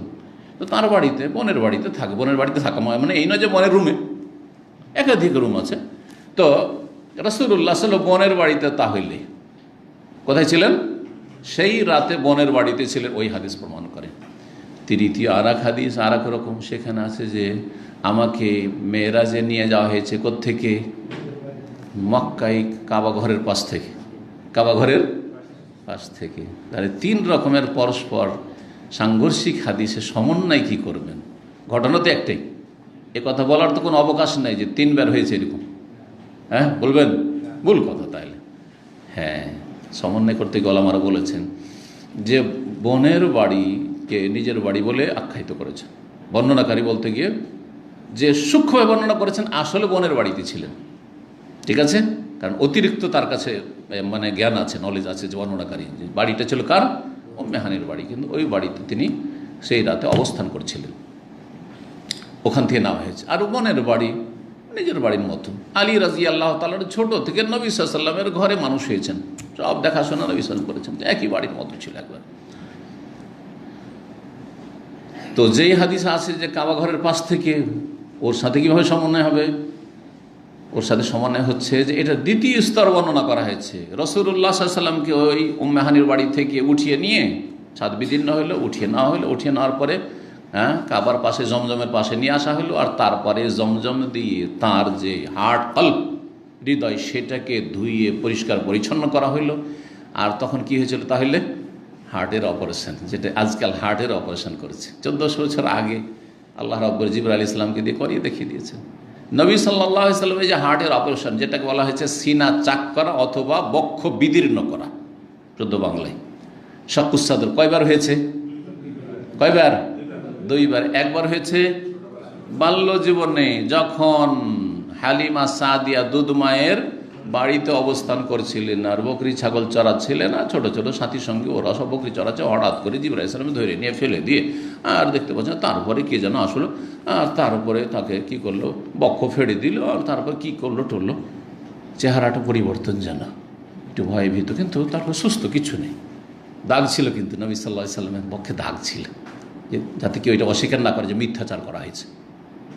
দাগ ছিল, কিন্তু সাথে সাথে ভালো হয়েছে। এমন নয় যে অপারেশন করার পরে, যাদের ওপেন সার্জারি, অপারেশন করার পরে দীর্ঘ সময় ভালো হইতে লাগছে, ঘা শুকাতে লাগছে না, ওই সময় হয়েছিল। ভয় পেলেন হালিমা সাদিয়া রাদিয়াল্লাহু হালিমা সাদিয়া, আর তারপরে তখন মায়ের কাছে দিয়েছিল, কি হয় না হয় এত আমি ঝুঁকিয়ে নিতে পারবো না, যাক দিয়ে আসি, আমানত ওর মাকে দিয়ে চলে আসি। আরেকবার হয়েছিল এই মেরাজের সময়। জি, ওই কথাটা এখানে আসছে। তাহলে সমন্বয় আশা করি বুঝতে পারলেন যে ঘটনা মক্কাতে হয়েছিল এবং প্রথম শুরু হয়েছে উম্মে হানির বাড়ি থেকে, আর তারপরে নিয়ে আসা হয়েছে কাবার কাছে। ফানাজালা জিবরিল, জিবরাইল আলাইহিস সালাম নেমে আসলেন। ফাফারাজা সাদরি, আমার সিনা বক্ষকে বিদীর্ণ করলেন। সুম্মা গাসালাহু বিমায়ে জমজম, তারপরে সেটাকে ধুয়ে দিলেন জমজম পানি দিয়ে। মানুষের কলবে যেমন ভালো বৈশিষ্ট্য আছে, ভালো গুণ আছে, ভালো শক্তি আছে, তেমনি মন্দ শক্তি আছে। মানুষের প্রত্যেক মানুষের আছে, কারো মধ্যে বেশি, কারো মধ্যে কম, কারো মধ্যে ভালো শক্তি বেশি আছে, ভালো গুণ বেশি আছে, ওটা বেশি শক্তিশালী, আর কারো মধ্যে মন্দ গুণটা বেশি আছে, যার ফলে সবসময় মন্দর দিকে যায়। ওর চিন্তা চেতনা সবসময় খারাপ। একই সাথে পড়াশোনা করছে, কিন্তু একজন সবসময় পজিটিভ ভালো চিন্তা করে, আমি ভালো কি করে করব, আমি ভালো রেজাল্ট কি করে করব, আমি আমার আব্বা আমার ভালো কি করে করব, আমার পরিবারের উন্নতি কি করে করব, আমি দিনী এলেম কি করে শিখবো, আমি আরও নেক ভালো মানুষ কেমন করে হব, সবসময় এইরকম চিন্তা। এগুলো কিন্তু কলবে আসছে না, সবগুলির কথা কিন্তু কলবে উদ্রেক হচ্ছে। আর কিছু মানুষ আছে যাদের মধ্যে এই খারাপ গুণগুলো বেশি আছে, সবসময় খারাপ চিন্তা। নতুন এসেছে দামামে, এরকম বহু ঘটনা শুনেছি। তারপর আসার পরে কোথায় মদ পাওয়া যায়, কোথায় ব্যভিচারের সুযোগ সুবিধা আছে, কোথায় সমকামিতা হয়, তো কোথায় আউযুবিল্লাহ, কোথায় কি হয়, কোথায় কোন পাপ হয়, কোথায় নারী ব্যবসা কারা করে, ওই যেগুলো ভেগে আসে সেসব কাজের মেয়েগুলো সেগুলোকে কোনো এক জায়গায় রাখে, আর এগুলো করে কোথা থেকে, আর খোঁজ পায়, আর তারপরে তাদের সাথে সম্পর্ক হয়ে যায়, আর তারপরে এইরকম আসামের কাঠগড়ায় কত গেছে, আর 5 বছর করে জেলে গেছে। আর আমার এই দামামের ইতিহাসে কত এরকম লোকের অনুবাদ করেছি, কথা বুঝতে পেরেছেন? অথচ তারা নতুন এসছে, আর এখানে কেউ 25-30 বছর আছে, এগুলো খবরই রাখে না। ঘটনা আমরা তর্জমা করতে জানতে পারি যে ঘটনা আশেপাশের, এইখানে নয় ওইখানে নয় এইখানে, আর এই ঘটনা তো এই মহল্লার ভিতরের, ভাই আমার ডান ভাই ডানে বামে, আমার তো কল্পনা করতে পারেনি যেখানে এতগুলি পাপ হয়, এই ধরনের পাপ লুকিয়ে লুকিয়ে করতে থাকে। ডাস্টবিন থেকে মদ উঠিয়ে নিয়ে যায়, একজন ডাস্টবিনে রেখে গেল, ভাবলো যে ডাস্টবিনের কিছু ফেললো, আর আরেকজন কিছুক্ষণ পরে ডাস্টবিন নাড়াচাড়া করছে, ওখান থেকে মনে করছে যে হয়তো কিছু খুঁজছে ওইখানে। কল্পনা করতে পারে একজন ভালো মানুষ। যদি আমরা এগুলো না জানতো কোত্থেকে মদে ধরা পড়েছে, তাহলে আমরা এগুলো বুঝতেই পারতাম না। বুঝতে পারছেন না? সৌদি আরবে এরকম পাপ পবিত্র জায়গাতে এরকম পাপীরা এরকম নেগেটিভ খারাপ চিন্তা কি করে পাপ করব, কি করে পাপের রাস্তা খোঁজ খবর পাবো, এই করে বেড়ায়। তো প্রতিটি মানুষের মধ্যে কিন্তু ভালো আর মন্দ দুটোই গুণ আছে। আমার মধ্যে যেমন ভালো গুণ আছে, ধৈর্য ধারণের, তেমন রাগও আছে। আমি বলি না যে সবসময় আমি খালি ধৈর্য ধরি, রাগ হবে না, মানুষ মানে রাগ হবে, কিন্তু তরবিয়ত করতে পারি। আমি ভালো গুণটাকে শক্তিশালী করতে পারি কোরআন এবং হাদিসের আলোকে, ইমান আমলের মাধ্যমে, আল্লাহ ভীরুতা তাকওয়ার মাধ্যমে, এবং বেশি বেশি জিকির আজকার মাধ্যমে, তওবা ইস্তিগফারের মাধ্যমে, বেশি বেশি ফরজের সাথে নফল ইবাদত বন্দেগীর মাধ্যমে এটাকে শক্তিশালী করতে পারেন আপনি। আবার যখন মানুষ পাপের দিকে চলে যায়, তো যে খারাপ গুণগুলি ওর মধ্যে আছে, তখন যত পাপ বাড়ে তত খারাপ গুণগুলি শক্তিশালী হয়ে যায়। প্রাকৃতিকভাবে যে খারাপ নেচারগুলি আছে সেগুলি কি হয়ে যায়, শক্তিশালী হয়ে যায়, তখন আর মরে যায়। তখন ভালো শক্তিটা যে তার মধ্যে ছিল সেটা তখন মৃত, মরে যায়, আর ভালো কাজ তার দ্বারা হয়নি। এ হচ্ছে মানুষের প্রাকৃতিক অবস্থা, যেভাবে আল্লাহ সৃষ্টি করেছেন। তো রাসূলুল্লাহ সাল্লাল্লাহু আলাইহি ওয়াসাল্লামকে যতগুলি মানুষ হিসাবে ত্রুটি থাকতে পারে, ভিতরে হিংসা নেই, বিদ্বেষ নেই, মানুষের একটু কিছু হইলে, মনোমালিন্য হইলে সংকীর্ণতা, উদারতা নেই, এগুলো খারাপ গুণ না? সব এগুলো দূর, যতগুলি খারাপ দিক হইতে পারে। জমজম পানি দিয়ে ধুয়ে দিলেন। সুম্মা জাআবে তাসতিম মিন যাহাব, আর তারপরে একটি স্বর্ণের তস্ত, বাংলাতে তস্ত শব্দটি কিন্তু আমরা দেখেছি ব্যবহার হইতো। হ্যাঁ, ওই যে হাত ধোয়াইতে মেহমানদের আপনার পিতলের বা কাঁসার নিয়ে আসতো না, ওটা কি বলতো? সেলেমচি বলে বা সেলেমচি বলে আমাদের এলাকায়, কিন্তু ওইটা আসলে তস্ত। ওইটার নাম কি? তাস্ত। একটা পাত্র, তাস্ত এখানে পাত্র, সেটা সেই রকমের হোক অথবা অন্য রকমের হোক। কিসের ছিল সেটা? স্বর্ণের ছিল। মুমতালি ইন হিকমাতান ওয়া ঈমানান, যেটা জ্ঞান এবং ঈমানে ভরপুর ছিল। ওই পাত্রে কি ভরা ছিল? জ্ঞান, হিকমত মানে প্রজ্ঞা, জ্ঞান, ইলম, আর ঈমানে ভরা ছিল। তো পূর্ণ ঈমান এবং পূর্ণ জ্ঞান দিয়ে ভরে দিলেন কে? জিবরাইল আলাইহিস সালাম রাসূলুল্লাহ সাল্লাল্লাহু আলাইহি ওয়াসাল্লামের কলবটিকে। জি, অস্ত্রোপচার করে, বক্ষ বিদীর্ণ করে। ফাফরাগাহু ফি সাদরি, তারপরে কি করলেন? সেটাকে ঢেলে দিলেন আমার সিনাই, সদর, আমার বক্ষে যেই হিকমত আর ঈমান ছিল সেটাকে একবার ঢেলে দিলেন। সুম্মা আতবাকাহু, তারপরে সেটাকে বন্ধ করে দিলেন। বক্ষ যে বিদীর্ণ করেছেন আবার কি করলেন? বন্ধ করে দিলেন, সেলাই করে দিলেন। সুম্মা আখাযা বিয়াদি, তারপর আমার হাতটা ধরে নিলেন কে? জিবরাইল আলাইহিস সালাম। ফারাজা ইলা সামাইদ দুনিয়া, তারপরে আমাকে নিয়ে উঠলেন নিকটবর্তী আকাশের উদ্দেশ্যে। কত সংক্ষেপ করে দিলেন! জমিনি সফর, এখন মক্কাতে এইটা হইল বক্ষ বিদীর্ণ, আর তারপরে বাইতুল মুকাদ্দাস সফরের কথা কিন্তু এখানে উল্লেখই হইল না। আল্লাযী আসরা বিআবদিহি লাইলাম মিনাল মাসজিদিল হারাম ইলাল মাসজিদিল আকসা, এই হাদিসে কিন্তু আসলো না, এই যে সংক্ষেপ করে দেওয়া হয়েছে। এখন শুরু হয়ে গেল কি? আকাশের আলোচনা। সুম্মা যেহেতু এলা সামাইদ দুনিয়া, তারপরে আসলাম আমি নিকটবর্তী আকাশ, মানে প্রথম আকাশে। দুনিয়ার আকাশ, দুনিয়াকে দুনিয়া কেন বলা হয়? দুটি অর্থ এর। একটি অর্থ হচ্ছে দনুগুন থেকে দুনিয়া মানে নিকটবর্তী। তো আখেরাতের তুলনায় দুনিয়া আমাদের নিকটবর্তী। ভূমিষ্ঠ হলে দুনিয়াতে 50-60 বছর, 70-80 বছর, 100 বছর, হ্যাঁ। আর তারপরে আখেরাত হচ্ছে, আখেরাত কেন? আখের মানে পরে, শেষে, এর পরে, দুনিয়ার পরে আখেরাত, আখেরাতকে আখেরাত বলা হয়। আর দুনিয়াকে দুনিয়ার নামকরণ এই জন্য হয়েছে, আর একটি কারণ, দুনিয়া দানা আতুন থেকে, হ্যাঁ, বা দানিয়ন থেকে, দানা আতুন মাজদার। দানা আতুন মানে হচ্ছে নিকৃষ্ট, নিকৃষ্ট। তো পরকালের তুলনায়, পরকালের সুখ শান্তির তুলনায় দুনিয়া নিকৃষ্ট। দুনিয়ার যদি কোটি কোটিপতি হয়ে যান, সারা দুনিয়ার যদি রাজত্ব পেয়ে যান, তবুও আখেরাতে জান্নাতের সামান্য একটু জায়গার তুলনায় তুচ্ছ, নিকৃষ্ট। দুনিয়া মানুষের ঈমান আমলকে, চরিত্রকে ধ্বংস করে দেয়।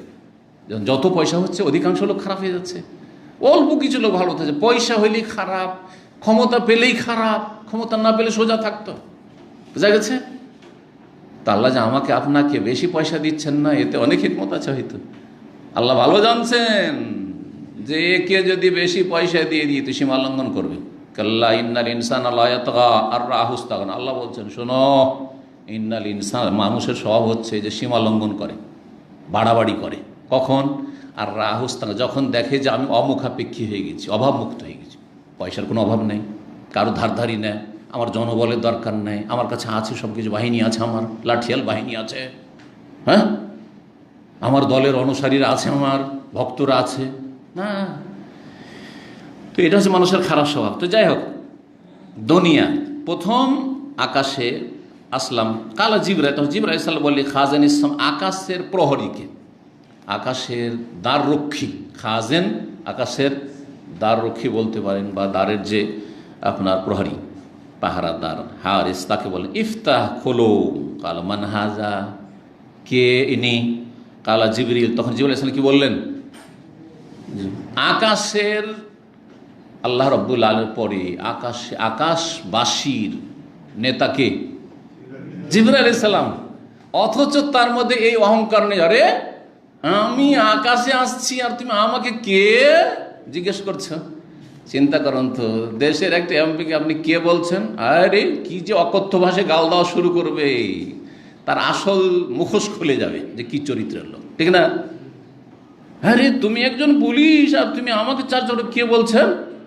যা বলছি তাই করো, বলছে না? বলছেন আজকাল। আউযু বিল্লাহি মিনাশ শাইতানির রাজিম।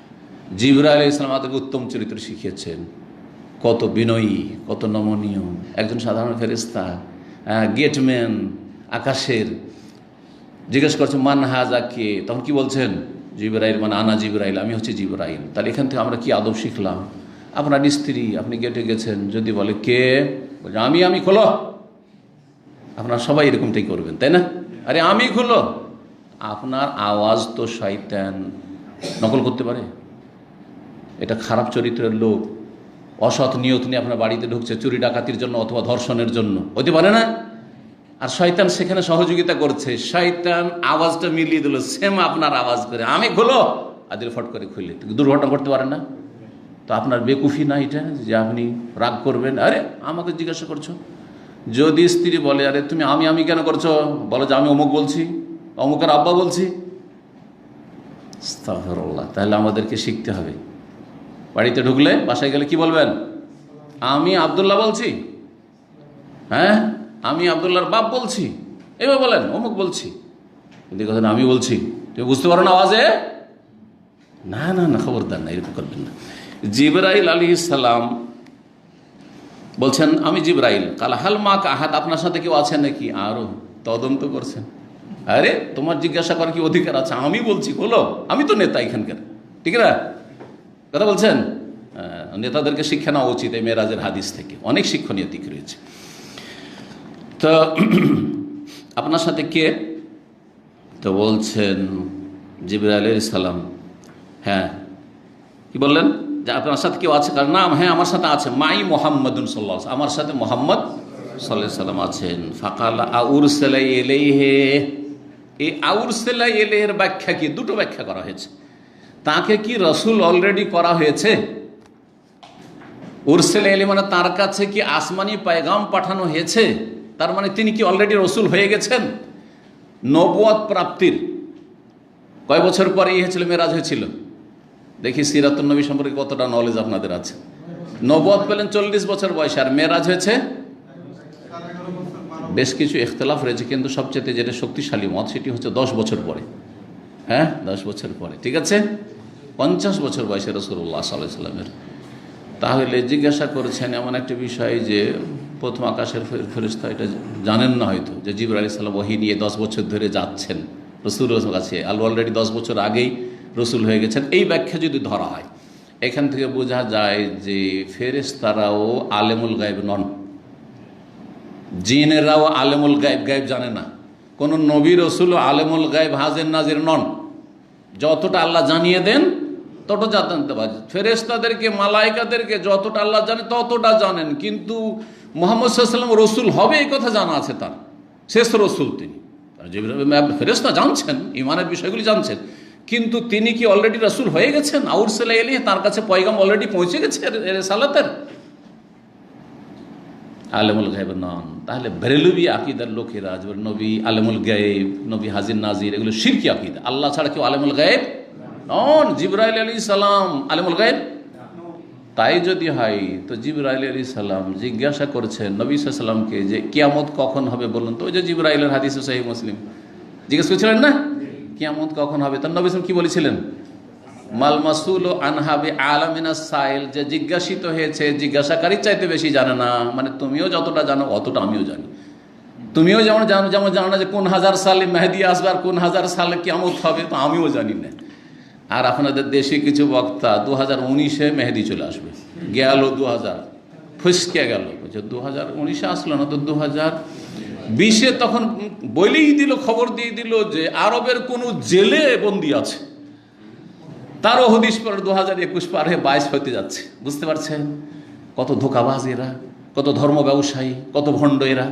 আল্লাহ যেন এদের অনিষ্ট থেকে হেফাজত করেন। এদেরকে কখনো বলবেন না যে সহিহ আকীদা রফেদেন করবেন। হ্যাঁ এইভাবে নামাজটা পড়বে, দুই একটা সহি কথা বলে দিলে আপনারা ধোঁকা খেয়ে যান। আপনাদের এলেমের অভাব, দিনী জ্ঞানের অভাব। যাকে তাকে আপনারা সহিহ আকীদার আপনার ট্যাগ লাগিয়ে দেন, আর সালাফি আপনার সার্টিফিকেট দিয়ে দিচ্ছেন। আপনাদের এই সার্টিফিকেট দেওয়ার অধিকার নেই। যোগ্য আলেমরা দেবে, যারা কোরআন সুন্নাহ এবং সালাফি মানহাজ বুঝে তারা দেবে। আপনার দেওয়ার কি অধিকার আছে? আপনাদের এই সব বিবৃতি দেওয়ার কি অধিকার আছে? উনি তো সহিহ আকীদার লোক, আপনি কি বুঝেন?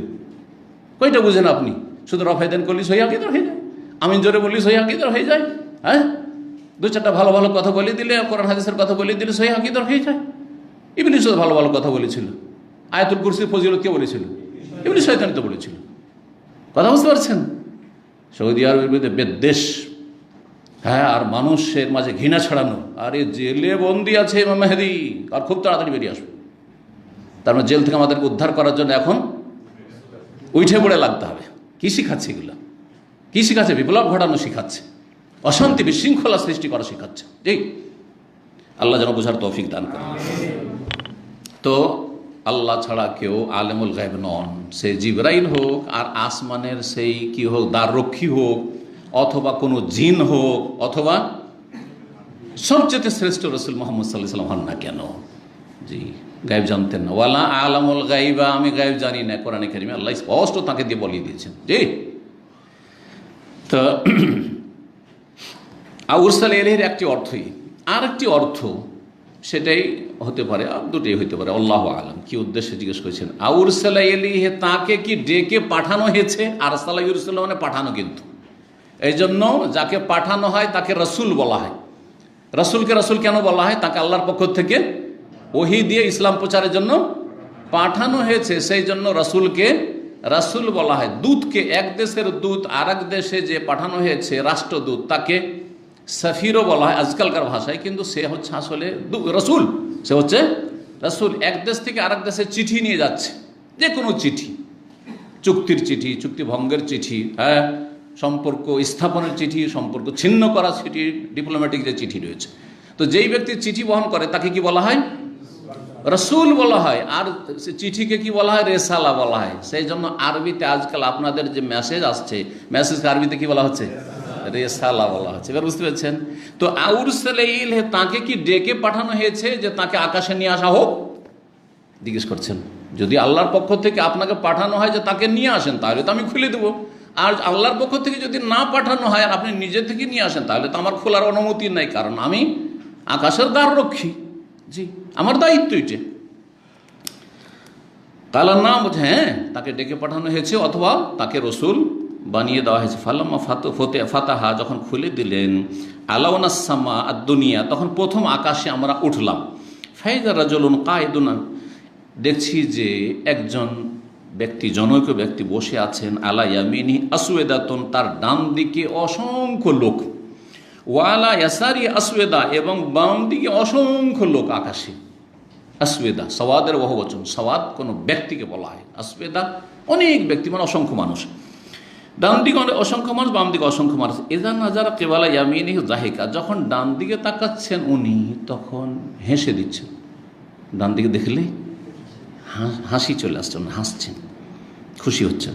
ওয়াইদা নাজারা কিবালা ইয়াসির, যখন একবার বাম দিকে দেখছেন তখন বাকা, কান্না করে দিচ্ছেন।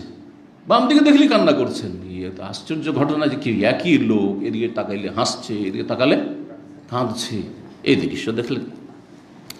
ফাকালা, যিনি বসে আছেন প্রথম আকাশে, তিনি মারহাবান বিন নবী সালেহ আলী বিন সালেহ, মারহাবা, স্বাগত জানাচ্ছি নেক সৎ নবীকে এবং সৎ সন্তানকে।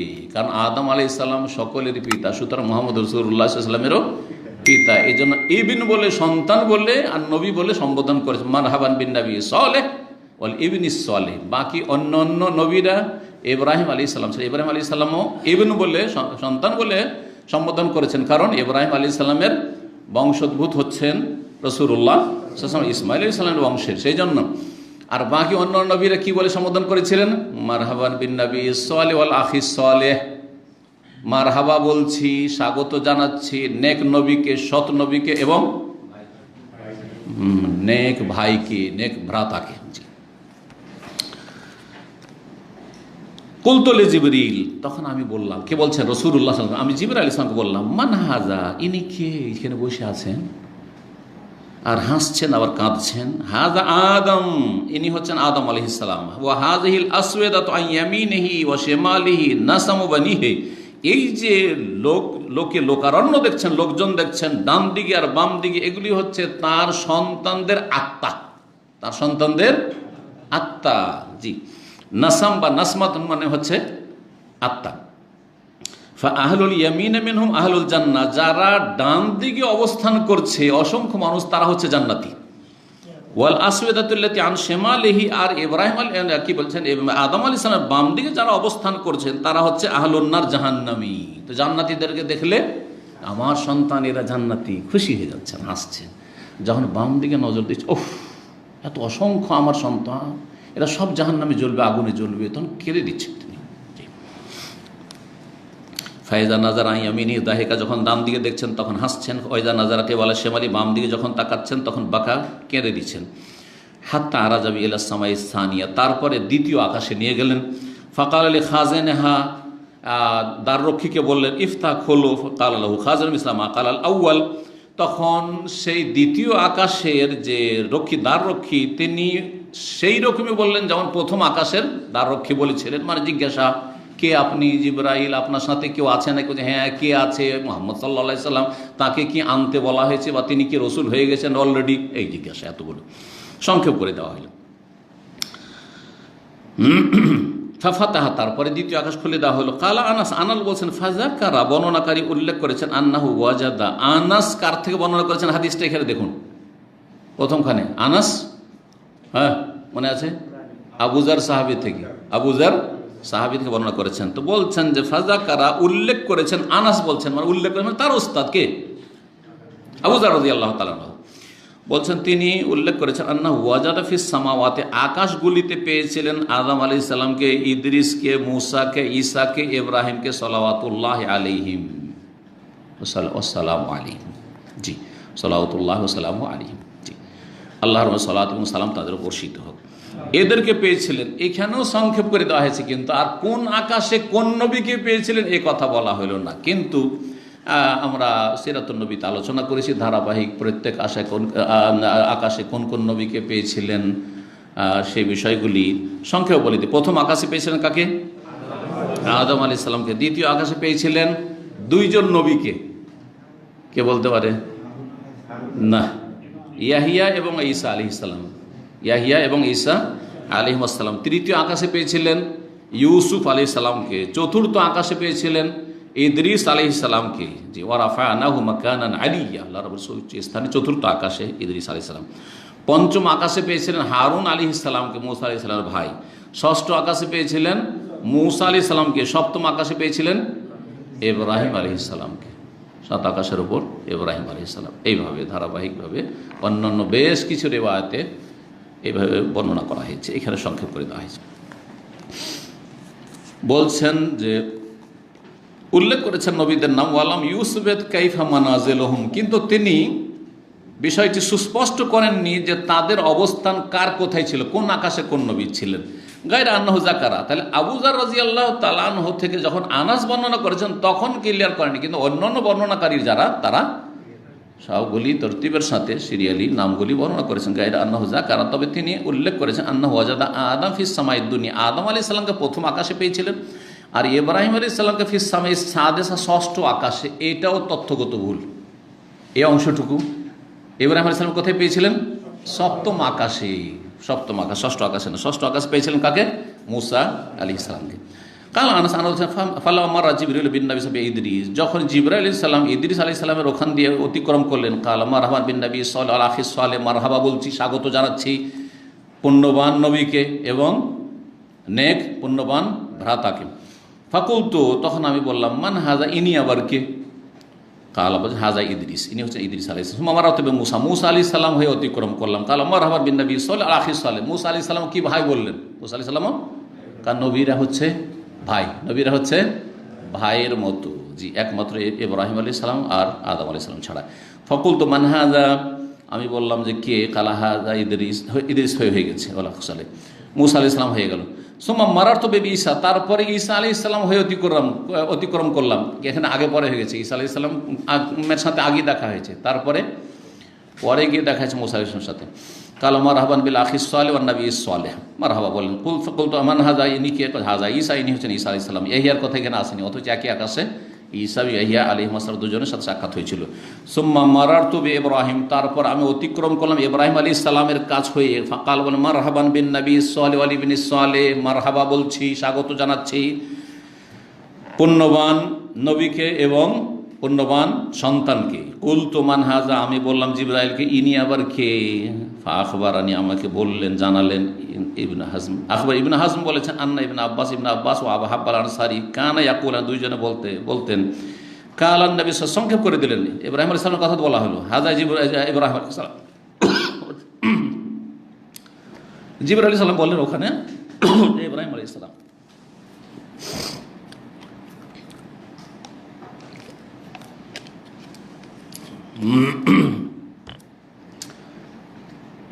কি বলছিলাম যে ইব্রাহিম আলাইহিস সালামের কথা আসলো শেষখানে। যাই হোক, সংক্ষেপে এলো বলে হ্যাঁ নামগুলি আসলো, কিন্তু আসলো মোটামুটি, আর কিছু আসলো না। তারপরে আর এক সনদ ইবনে শাহাব জোহরি কালা ইবনে শাহাব আখবারানি ইবনে হাজম বলেছেন আন্না ইবনে আব্বাস ইবনে আব্বাস এবং আবু হাব্বান আনসারি, এই দুজন সাহাবী, কানা ইয়াকুলান, তারা বলতেন, কালান নবী সাল্লাল্লাহু আলাইহি ওয়াসাল্লাম বলেছেন, সুম্মা ওরে যাবি, তারপরে আমাকে আরও আগে নিয়ে যাও সিদরাতুল মুনতাহার পরে। জিবরাইল আলাইহিস সালাম বলেন আমি আর যেতে পারবো না, এখন আপনি। জি, সিদরাতুল মুনতাহা কোথায় আছে? হ্যাঁ ঠিক আছে, কিন্তু কোথায়, কোন আকাশে? কোন কোন হাদিস আছে ষষ্ঠ আকাশে, কোন হাদিস আছে বা কোন সিরাতের বর্ণনায় আছে সপ্তম আকাশে। তো সমন্বয় হচ্ছে যে এত বিশাল গাছ সিদরাতুল মুনতাহা, বড়ই গাছ, কুল গাছ। সিদরাতুল মানে কিন্তু কুল গাছ, বড়ই গাছ। আর মুনতাহা মানে শেষ সীমানা, মুনতাহা মানে শেষ সীমানা।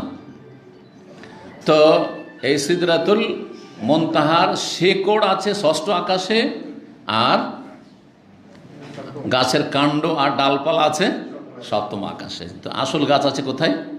সপ্তম আকাশে। জি, তো এইভাবে সমন্বয়। তো বলছেন যে আমাকে নিয়ে যাওয়া হাত্তা জাহার তোলে মুস্তাওয়া, আমি এমন এক স্তরে পৌঁছে গেলাম, আসমা ফিহে শরীফ আল আকলাম, যেখানে কলমের খড়খড় আওয়াজ শুনছি। শরীফ মানে ফিরানো কলম, কলম যে কলমের ঘষা, কলমে যখন লিখে সরসর করে আওয়াজ। এই কলম তো খুব চিকন কলম, সেই জন্য বুঝতে পারে না, তারপর আওয়াজ হইতে পারে। কিন্তু আমরা ছোটোকালে কোন কলমে লিখেছি জানেন? আপনাদের মধ্যে কেউ আছে? কঞ্চির কলম, এই যে বাঁশের কঞ্চি আছে না, কঞ্চির কলমে কঞ্চিগুলি কেটে সুন্দর করে কলম বানিয়ে তারপরে কালিতে ডুবিয়ে ডুবিয়ে আমরা শ্রুতি ভালো লেখা শিখতাম, আলিফ বা তা শায়ের করে শিখতাম। জি, এটা। আর প্রাইমারি স্কুলে গেছি তখন ওখানে সিলেট পেন্সিল দিয়ে দিয়েছে, সিলেট আর পেন্সিল ধরিয়ে দিয়েছে। জি, ওই সব যুগ চলে গেছে, এখন পয়সা হয়েছে মানুষের কাছে, তাই না? সুবহানাল্লাহ। লহে মাহফুজে লেখা হচ্ছে, কি লেখা হচ্ছে? যা কিছু লেখা হচ্ছে লহে মাহফুজে লেখা। লহে মাহফুজে যা লেখা হচ্ছে, কলম লিখছে, তার আওয়াজ পাচ্ছেন কে? রাসূলুল্লাহ। কত তাহলে আল্লাহ রাব্বুল নিকটবর্তী হয়েছেন। জি, কালা ইবনে হাজম আনাস মালিক, ইবনে হাজম আনাস মালিক বলছেন, কালান নবী সাল্লাল্লাহু আলাইহি ওয়াসাল্লাম বলেছেন, ফাফারাদাল্লাহু আলা উম্মতি 50 সালাতান, আল্লাহ রাব্বুল আমার উম্মতের 50 সালাত ফরজ করলেন। ফারাজাতু বিযালিক, এই নিয়ে আমি ফেরত হইলাম, ফিরে আসলাম। হাত্তা মারারতু আলা মুসা, আমি অতিক্রম করলাম মুসা আলাইহিস সালামের পাশ হয়ে। ফাকালা, জিজ্ঞেস করলেন, মা ফারাদাল্লাহু লাকা আলা উম্মাতিকা, আল্লাহ আপনার উপর আপনার উম্মতের জন্য কি ফরজ করেছেন? আল্লাহ আপনার জন্য আপনার উম্মতের উপর কি ফরজ করেছেন? কুলতু, তখন আমি বললাম, ফারাজা 50 সালাতান, 50 ওয়াক্ত সালাত ফরজ করেছেন। দিনে রাতে 24 ঘন্টা 50 ওয়াক্ত যদি পড়তে হয় তাহলে আধা ঘন্টা না, 20 মিনিট থেকে 25 মিনিটের মধ্যে এক সালাত। 20-25 মিনিট যাবে না এক সালাত, 20-25 মিনিট যাবে না এক সালাত। সুবহানাল্লাহ। কেউ আদায় করতো?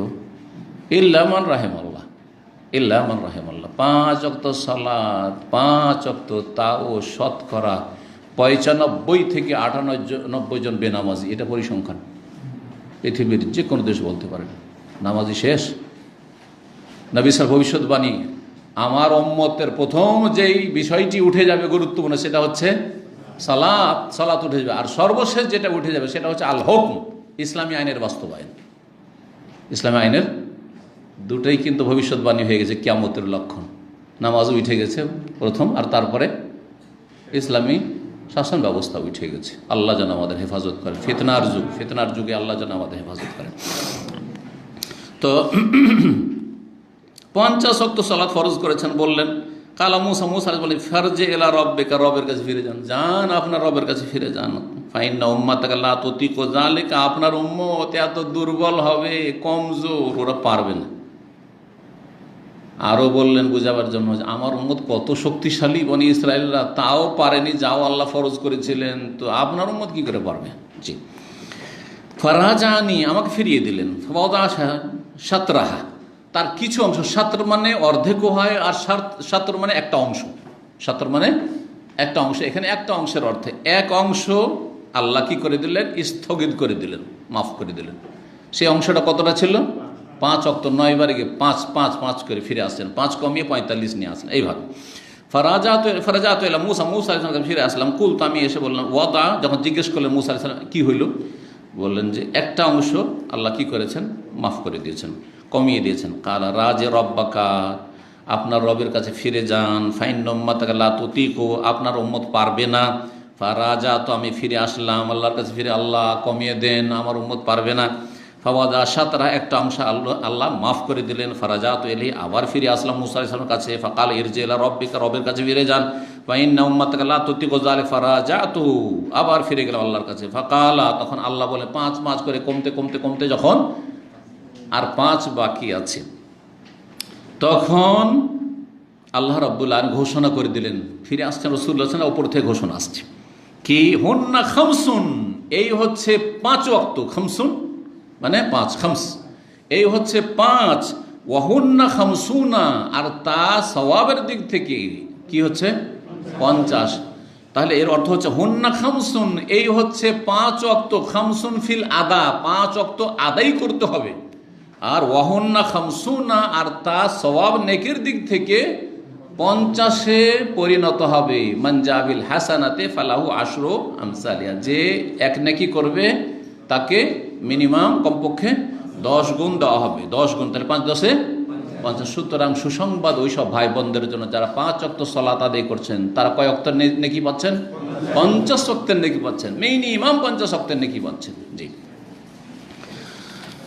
লা ইউবাদদালুল কাউলু লাদাইয়া, আমার কথা রদ বদল হবে না, আমি বলে দিলাম 50-50 নেকি। ফারাজা, তো মুসা ফিরে আসলাম। কালা রাজে রব্বাক, তারপরে বলছেন যে 5ও পারবে না আপনার উম্মত। তার সত্যি বলেছেন, কত যে হিতাকাঙ্ক্ষী ছিলেন মুসা আলাইহিস সালাম আমাদের, কত যে দরদি ছিল আমাদের ব্যথায় ব্যথিত, যে এরা জাহান্নামে চলে যাবে নামাজি হয়ে, যান রবের কাছে ফিরে যান, এই 5 ওয়াক্তও পারবে না। ফাকুল, তো তখন নবী সাল্লাল্লাহু আলাইহি ওয়াসাল্লাম বলছেন, আমি বললাম, ইস্তাহিয়াইতু মির রব্বি, আমার রবের কাছে যেতে আমি লজ্জা পেয়ে গেছি, কত যাব, 9 বার হয়ে গেল, আমার রবের কাছে যেতে লজ্জা পেয়ে গেছি, আর যেতে পারবো না, যা হবে হবে। সুম্মান তালাকাবি, তারপর আমাকে নিয়ে চলে, হাত্তা ইনতাহা ইলা সিদরাতুল মুনতাহা, এই অতঃপর নাই, সেখানে ফিরে আসার আগে সিদরাতুল মুনতাহা গিয়েছিলেন, কিন্তু এখানে পরে বর্ণনা করা হচ্ছে। সিদরাতুল মুনতাহা, সেই বড়ই গাছের কাছে গেলেন। ওয়া গাশিয়াহা আলওয়ানুন, সেই বড়ই গাছটি এত অসাধারণ অলৌকিকত্ব সম্পন্ন গাছ যে সেটাকে রকমারি রঙে ঢেকে আছে, এমন সুন্দর সুন্দর রঙে ঢাকা সেই গাছটি। লা আদরি মাহিয়া, সেই রঙগুলি যে কিসের তাও বুঝি না, আর কিসের সেই জিনত অলঙ্কার তাও আমি উপলব্ধি করতে পারছি না। সুম্মা উদখিলতুল জান্নাহ, তারপর আমাকে জান্নাতে নিয়ে যাওয়া হইল। তাই নবী সাল্লাল্লাহু আলাইহি ওয়াসাল্লাম জান্নাতে ঘুরেছেন, দেখে জান্নাতের নিয়ামত দেখে। ফাইদা ফিহা, তাতে গিয়ে দেখলাম হাবাইলুল লুলু, মণি মুক্তার, সেখানে মালা সমূহ রয়েছে, হার রয়েছে। ওয়াইদা তোরাবহাল মিসকু, আর জান্নাতের মাটি দেখলাম যে ফ্লোর মাটি, সেটা ছিল কিসের, মিস্ক, যে মৃগ নাভি, যে হরিণের মৃগ নাভি থেকে যে সবচেয়ে মূল্যবান সুগন্ধি হয়, সেই সুগন্ধি হচ্ছে জান্নাতের হলো জান্নাতের মাটি, এই দেখলাম। জি, কস্তুরী যেটাকে বলা হয় বাংলায় কস্তুরী বলা হয়ে থাকে। ওয়াইদা তোরাবহা, জান্নাতের মাটি হচ্ছে কস্তুরীর মাটি। এখানেই আজকের আলোচনা শেষ হলো। আল্লাহ রাব্বুল আলামিনের কাছে দোয়া করি, আল্লাহ যেন আমাদের সঠিক পথে রাখেন, 5 ওয়াক্ত সালাতের হেফাজতের আজীবন তৌফিক দান করেন। আল্লাহ রাব্বুল আলামিন যেন আমাদের মাঝে যারা এই 5 ওয়াক্ত সালাতে ঘাটতি করে তাদেরকে আল্লাহ যেন হেদায়েত নসিব করেন এবং তাদেরকে ফিরে আসার তৌফিক দান করেন। ওয়া সাল্লাল্লাহু আলা সাল্লাম নবিয়িনা মুহাম্মদ ওয়া আলা আলিহি ওয়া সাহবিহি।